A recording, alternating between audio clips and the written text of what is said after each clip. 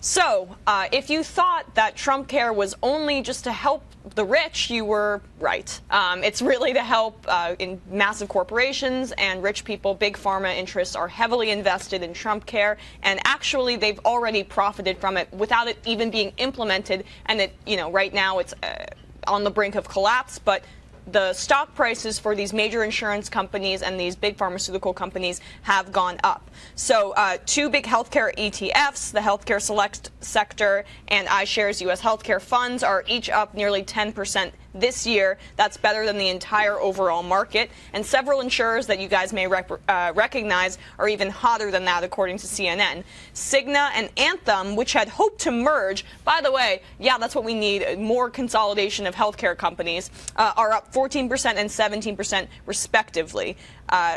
Humana and Aetna, the other two who are looking to combine, again, another massive merger that may happen, are each up about 6%. Now, let me just tell you how much all four of those companies have donated in 2016 to Congress, to both the Senate and the House. And you could guess which party they donated a little bit more to, but not letting the Democrats off the hook either.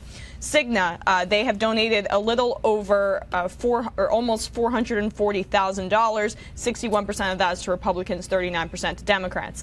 Anthem, almost $800,000. 58% of that is to Republicans, 42% to Democrats. Humana, $711,000. 54% to Republicans, 56% to Democrats. And Aetna, $550,000. 65% to Republicans, 35% to Democrats. That's millions of dollars combined. And then drug makers Johnson & Johnson and Merck are about up 10% too. The big biotech companies are also now at 16%, or this big biotech company Amgen. J&J, the total contributions they gave, that's, by the way, located in New Jersey, my home state. That's why Cory Booker is one of these big pharma lapdogs, and Bob Menendez as well. Big Pharma is big in Connecticut and New Jersey. $500,000 J&J has almost donated, and Merck has donated $568,000. Again, a majority to Republicans, but it's never over 70% to Republicans. Democrats take a good chunk of it as well. Wall Street is now beginning to ignore tough talk from President Trump about lowering drug prices because they know he's basically full of poo. And another company that was dragged in front of Congress, if you recall, Mylan, they were the maker of the EpiPen, and there was this big controversy, like, how could they do this to people?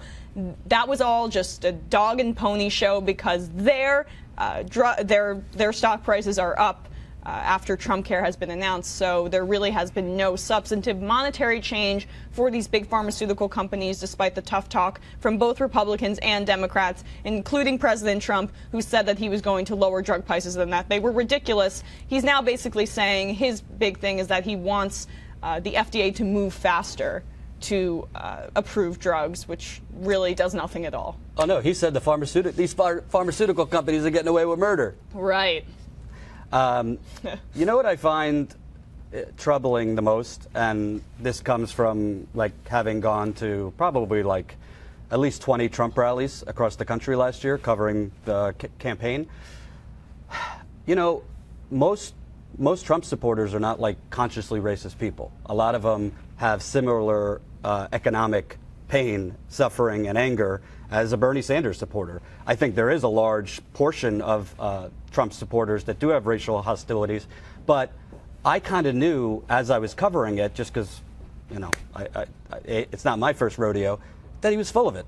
I knew, all this general talk about, oh, we're going to bring back jobs and, Goldman Sachs, I'm coming after you and all this. I mean, there are some similarities between Trump and Hillary Clinton, because Hillary Clinton, in a less verbose way, has said she was going to go after certain places that she doesn't have a history of.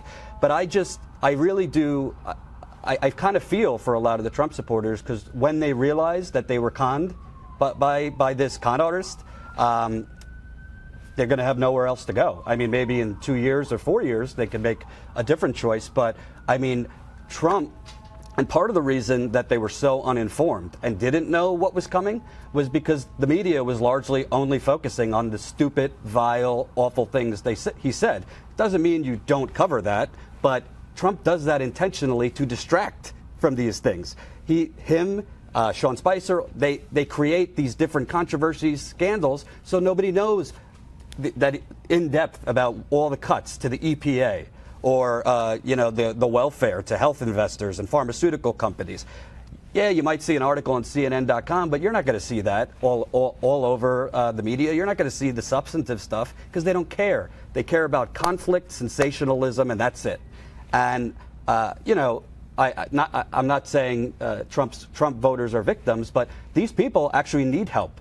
They're the same people in Ohio and Pennsylvania and Wisconsin and Michigan and other formerly industrialized areas that are working 2 to 3 jobs, need better health care, all these things, and they're not going to get that. And Trump, I think what he meant by drain the swamp is I'm going to drain the swamp to create a much larger swamp. Right. Well, that's clearly what he meant, or some version of it.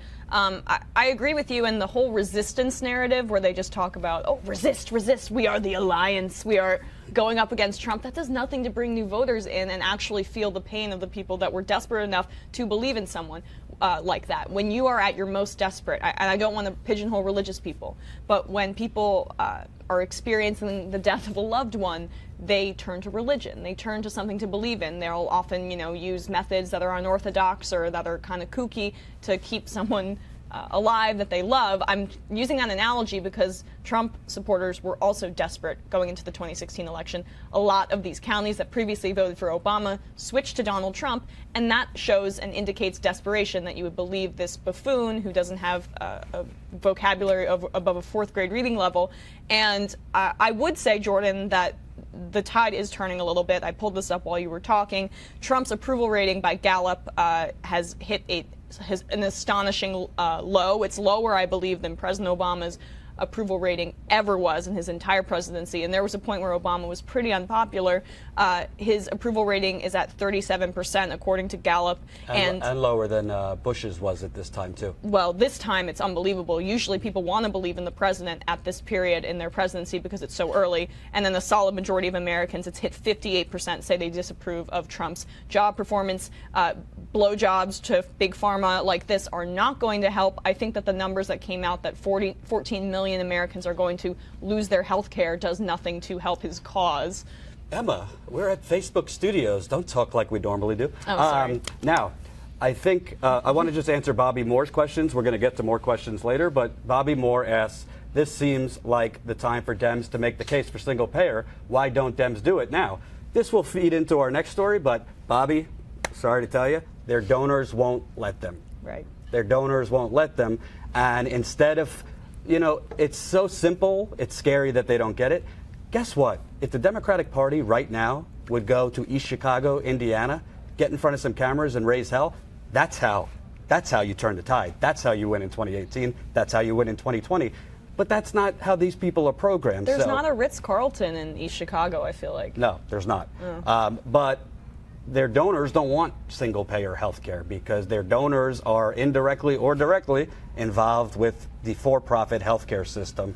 Pharmaceutical companies, healthcare companies, Wall Street banks are heavily invested in healthcare companies. It's the revolving door. We always talk about the banks, the lobbyists, the media, the corporations, and of course the politicians. So until these profiles encourage, make a unanimous decision that we need to start catering to actual young people, millennials, blue-collar workers, actual middle class, whatever's left of it, instead of donors, what you see is what you get. All right. And one more thing on TrumpCare. According to news that's coming out right now, as of now, it doesn't have enough votes to pass in the House. Tomorrow, the vote is. I don't think Paul Ryan's going to bring it forward if they don't have enough votes, but Trump has, through the media, indirectly kind of taken jabs at Ryan, so who knows. But I think if it doesn't pass, this just goes to, besides the fact that I think ethically and morally he's kind of repugnant, the guy's incompetent. 2 times his Muslim ban has been shut down. He's really not been able to do anything without a hiccup. And this health care bill that they complained about Democrats ramming Obamacare through in the glow of night, this health care bill was basically put together in a month. Yeah. And they're trying to ram it through now. So the saving grace, I think, for progressives is, yes, he's talking a tough talk and it's scary, but he's A lot of the things he wants to do, not legal, and a lot of the things he wants to do don't have support even within his own party. The only thing we can hope is that his incompetence allows him to bumble into more incompetence, and then the Republican Party uses him for his tax breaks and then does away with him, leaving a path for maybe a real progressive in 2020. We shall see.